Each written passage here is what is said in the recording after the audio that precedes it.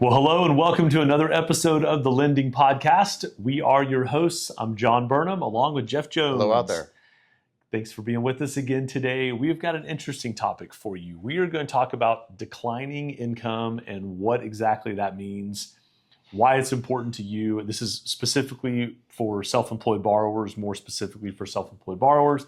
And what are some of the pitfalls out there? What are some of the challenges? What are some of the things that could jump up and bite you in this process? So for those of you out there, we love putting together content for you if you're looking to buy a home. This is a great channel to subscribe to. We got a wealth of information on here from a lender perspective of what your mortgage could look like. And what I love is we tackle issues that are not fun to talk about. True. A lot of people don't talk about what to do with declining income. And if you look through the history of our titles, you'll notice we talk about a bunch of things that we love overcoming challenges. And when we face life has challenges enough on its own to create them. So why not just get through them? And get a good team around you to and what I do love is we've become a reputation of rescuing loans that other people can't close. And I think this is one of those topics that we hit on, like, Absolutely. this lender, found out that my income's been going down after I was pre-approved. They won't do the loan for the amount I need. What can you guys do? And so this is a very realistic scenario. And in our day and age, we're recording this in the end of the first quarter of 2025, right? So 2024 was a really bad financial year for a lot of industries. And 2025 right now is iffy. Some people are having good years, but a lot of people are having really tough starts to the first quarter.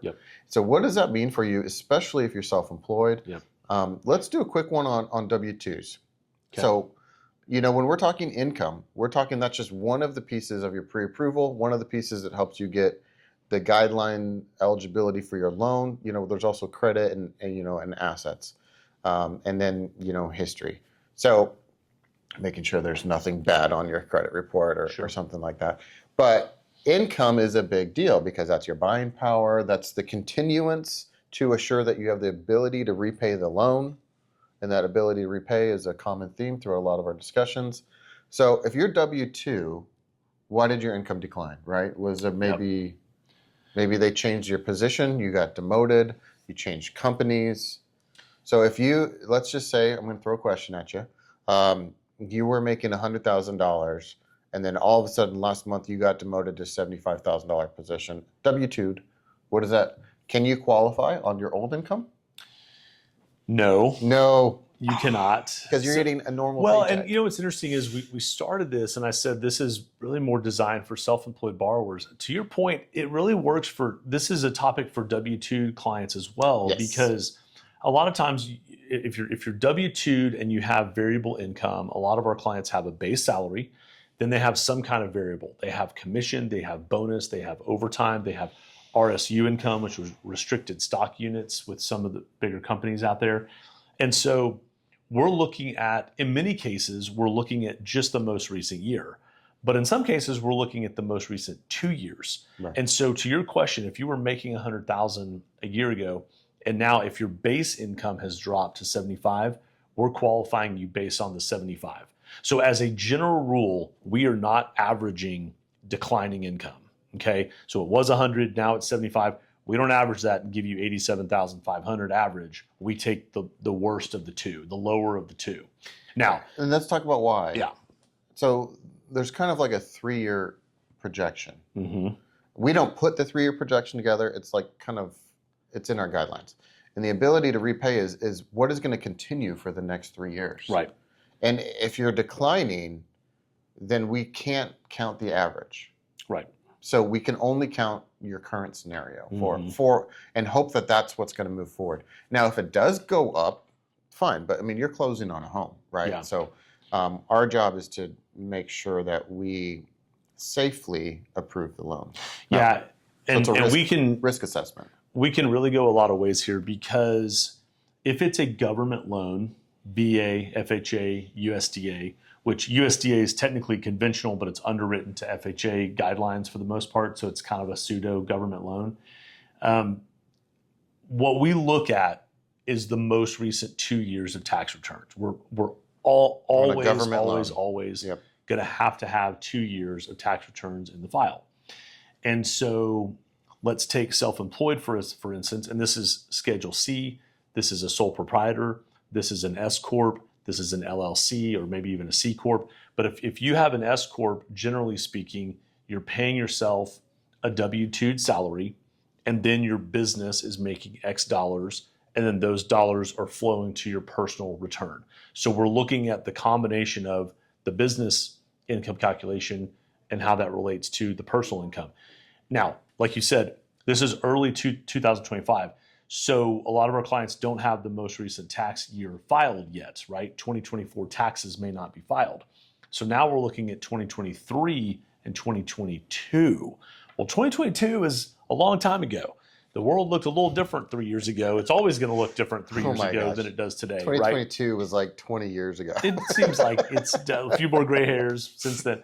So that's an important discussion, and it might help us pivot to a different loan program where we don't have to use 2 years of returns. Okay, so let's just say for instance, on the declining income topic, 2022 was amazing. 2023 was challenging, and it was lower.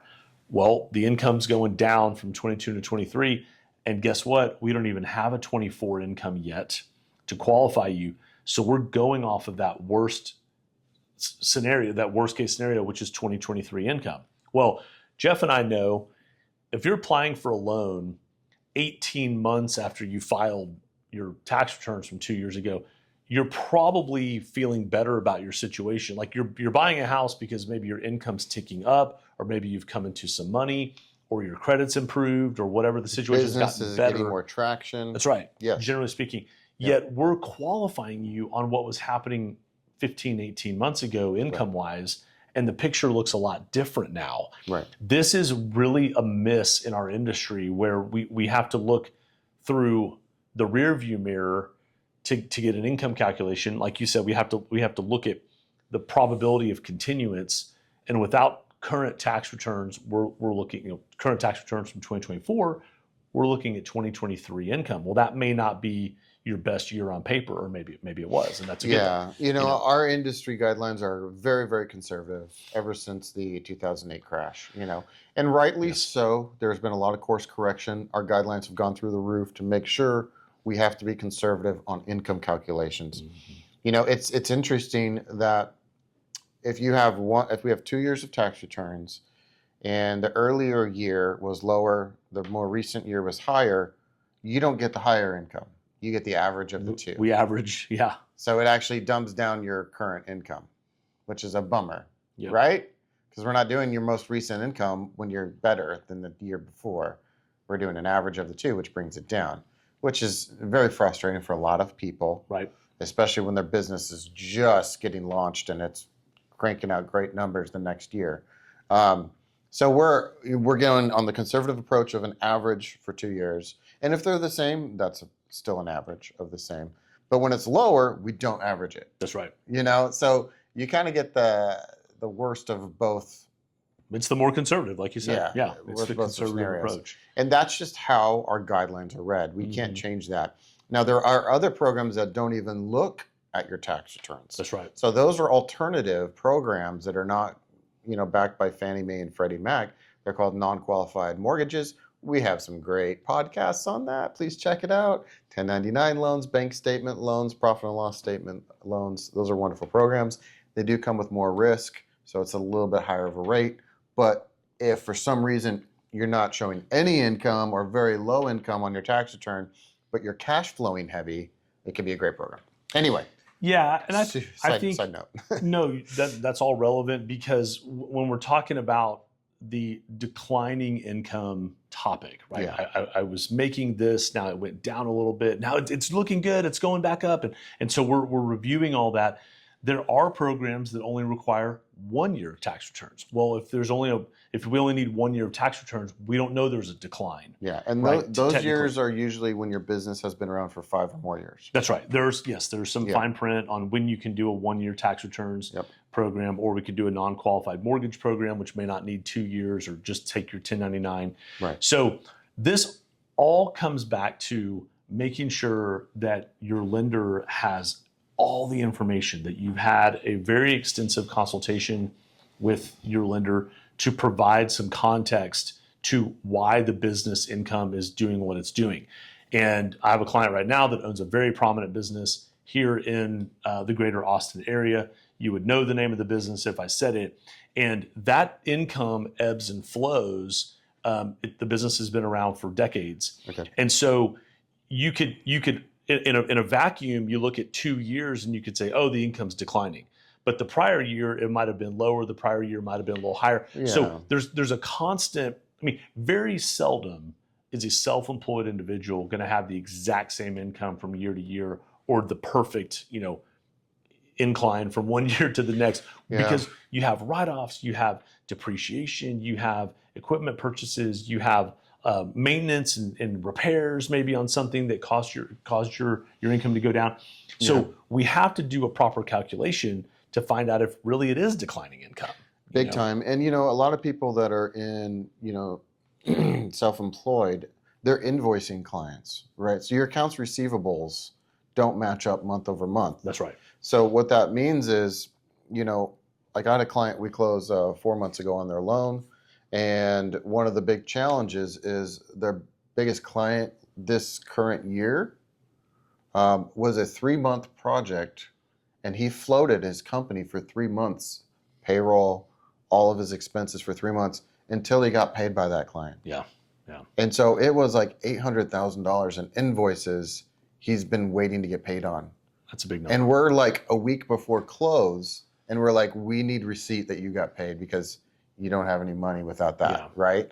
And so everything was verified up until then, but he was having just to float all these funds. And then he got paid and we closed, and it was great. But a lot of trade companies especially, they're waiting 2, 3, sometimes 4 months to get paid on work they've done. And especially when it's year over year. If you're doing work in the winter, sometimes you're not getting paid till the next year. And so, like you said, 1 year's might be bad and next year's might be great. It might be just when they got paid for that job. Exactly. What's the story behind it? And then we can really provide that exact scenario just happened where 2024 profit and loss for my client is lower than 2023, but she got a massive check paid 2025 is amazing. on January 5th that should have been paid in December. And so that income would have actually made it increase. And we do navigate those. So those aren't challenges that you can't overcome. So because we provide paper trails of invoices and deposits, and we match those amounts, we can show that picture correctly for the underwriters. And they'll bless it as long as the documents make sense and the paper trail works. Yeah. And on the W-2 topic, we touched on this.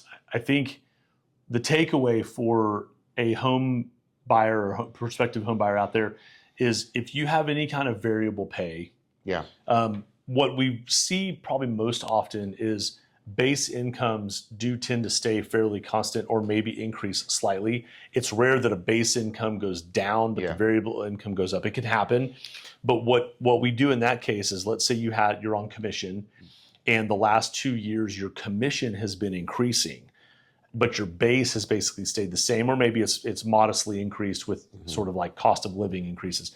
Then we're gonna average the uptick in the commission income, give you an average on commission for 2 years, and give you the dollar value for your base income that you have right now. Right. So we're not going to average base incomes.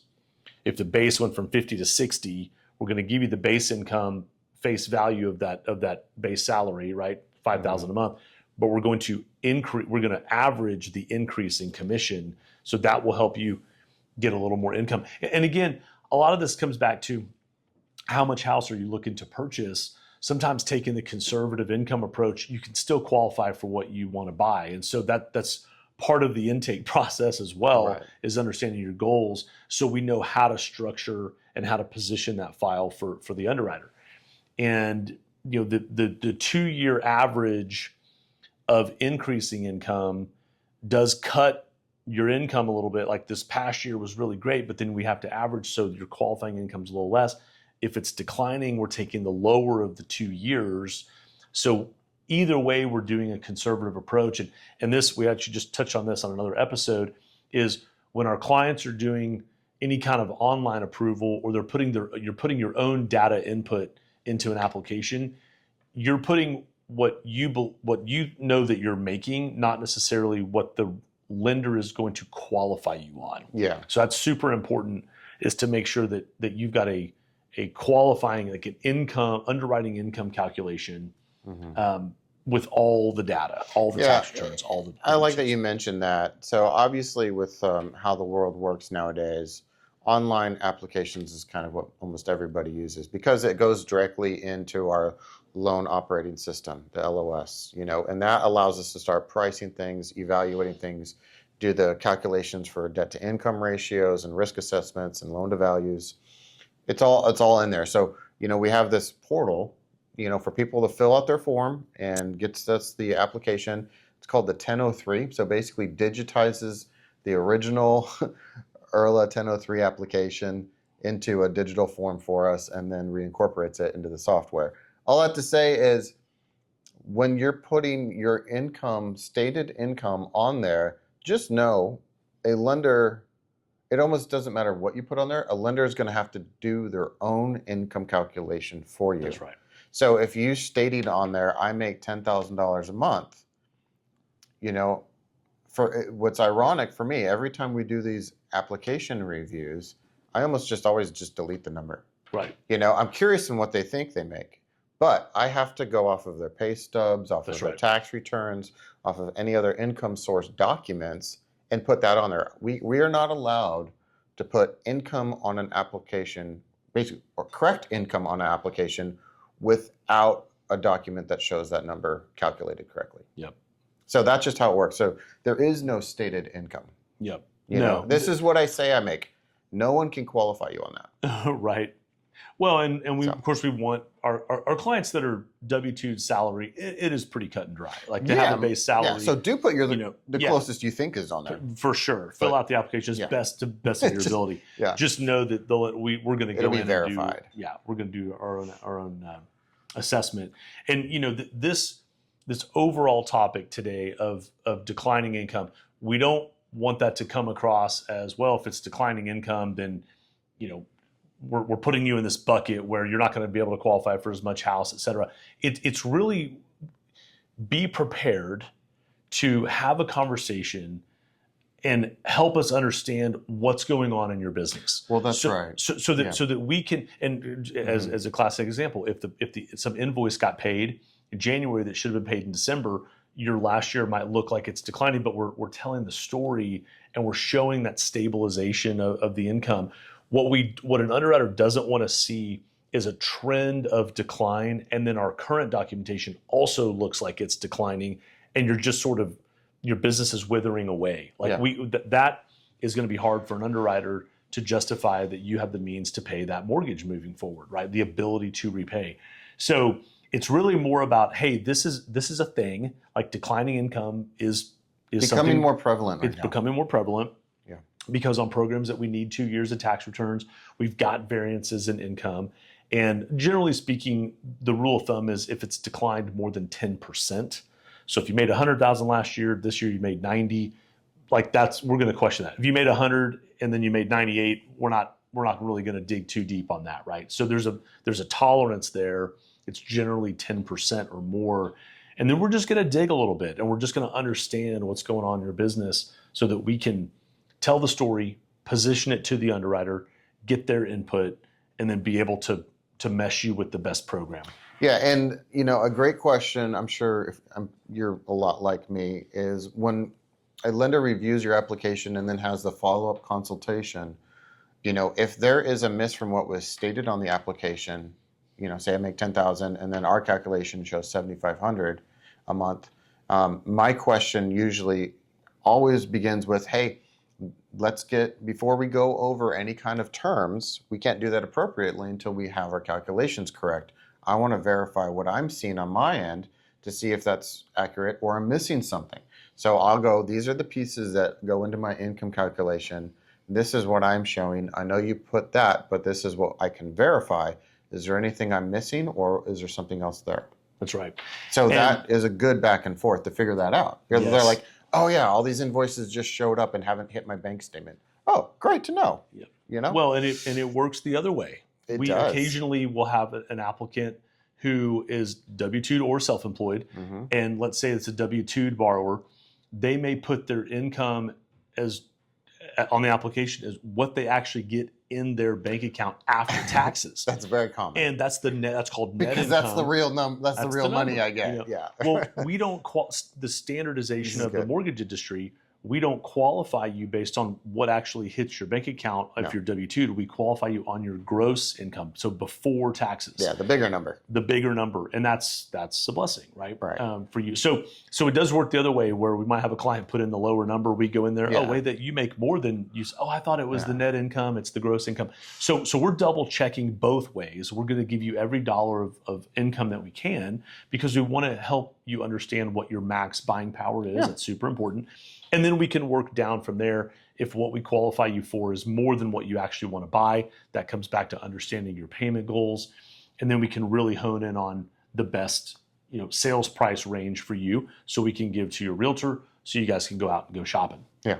And I hope people are listening to this and it's not discouraging. I hope it's encouraging, because our goal is to really provide just an oversight of how this industry works. Kind of like a look behind the curtain. Definitely. And so a lot of times we're talking through these things and we're throwing out a lot of basically underwriting thinking, because we're not just, the friendly loan officer with the smiley face telling you the rosy things. We also have to think like an underwriter that is going to get this loan blessed by all these other people behind the scenes. There's dozens of people that are going to see your loan file other than us. And it has to make sense to all of them, all the way through to closing and funding. That's right. And so we want to make sure you're in the right spot by getting that calculation done up front. So don't get a quick pre-approval if your income is fluctuating. Talk to a loan specialist so that we can get it right up front to make a smooth close for you. I think we should maybe change the episode name from declining income to fluctuating income. I like that. Fluctuating income. Yeah, I keep thinking. I don't know why, but I have like the flux capacitor. It goes up and down. It goes up and down. Your income's going to go all over the place if you have variable income or if you're self-employed. So just know that there are many, many programs out there, and there are different ways to calculate income. If you talk to two lenders, you may get two different numbers. You might, and you probably will. Yeah. Quite frankly, it's almost like they always vary a little. Yeah, if you talk to, but sometimes they vary greatly. They can vary greatly. And it depends on the program. And that, I think there's two big reasons for that. People are like, man, these guys don't even know what they're talking about if both of them don't agree. There's experience of knowing how to do it correctly. Also, every program has a different guideline on income calculations. Right. There's a lot of them that are very similar. A little nugget. There's something called the 1084 self-employed income calculation, 1084. You can Google it. You can find that spreadsheet online. It'll be from companies like Enact and MGIC, and there's other ones out there. That is the actual spreadsheet. Super simple to use. That lenders use to calculate your income. Yep. It's a public document, so anybody can download it. Anybody can look at it. If you're a tax advisor and you want to know what this person's going to qualify for based on their tax returns, it says, hey, line 14, put here. Line 15, depreciation, put here. It'll tell you what to put in each thing, and you can calculate your own income, or your tax advisor can do it. And that is the document we use, is the 1084 calc. Anyway, little nugget right there. No, that's good. I think we use that as the baseline income calc. Yeah. And then depending on the program, we either need the 1-year returns or 2-year returns, or we don't need returns at all because we can use the W-2 and the income's increasing or whatever. So the income calculation, the math is the math. However, the program dictates which math we use. Oh, man, we should do one on... Is that a good way to say it? We should do one on, here's an example. We should do one on residual stock units. I know. I really gosh. I really want to have our underwriter sitting right here so she could help us. Okay, so just a side note. Residual stock units, a lot of people that work for companies that provide those, I'm not going to lie, almost every program that accepts them has a different way of calculating it. For sure. It is mind-boggling. Well, and there's time-based RSUs and there's production-based or activity-based. And a lot of them don't even count it, which is frustrating as all get out. Yeah, we'll match you with a program that does if you get it. Well, for most programs, we have to show a 3-year continuance, meaning you have to have your RSU allotment from your company that goes out 36 months. The schedule, The schedule, and a lot of times it's only 24 months. So there's times. And then we have to get your HR department involved, or however your benefits are communicated. It gets messy. Yep. And sometimes those are only on jumbo loans that are a larger value loan. But yeah, that's another episode for another time. That is, it's true. Well, we appreciate you being with us today, and we ask that you like, subscribe, share, comment. Let us know how we can help. Let us know topics you're interested in. We've certainly covered a lot, but we haven't covered it all. Yeah, and subscribing goes a long way for us. We're really trying to increase our membership out there, so please do us a huge favor. Subscribe to the episode, share it with your friends, ask them to subscribe. It sounds like a beg, but it really does help out. So thank you. True. Enjoy the rest of your day. We'll see you next time. All right, take care.